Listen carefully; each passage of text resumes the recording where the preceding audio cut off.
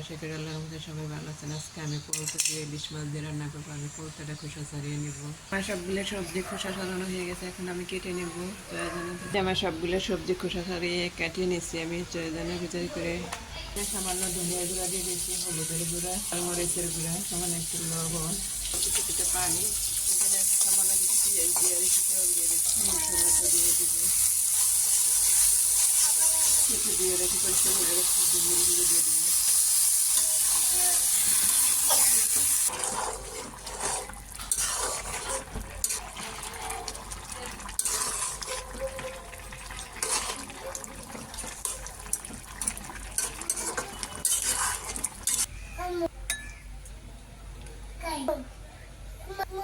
কি এই যে আমার আজকে রান্না করা শেষ। আজকে আমি পোলতা দিয়ে ইলিশ মাছ দিয়ে রান্না করছি। আমার ভিডিওটা কেমন হয়েছে প্লিজ আপনারা লাইক কমেন্ট শেয়ার করবেন।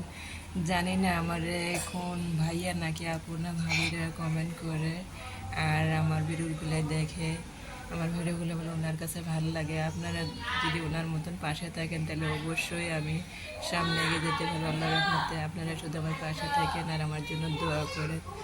যদি ভাইয়া হয় তাহলে কোন জায়গা থেকে আমার ভিডিওটা দেখছেন আমারে কমেন্ট করে জানাবেন।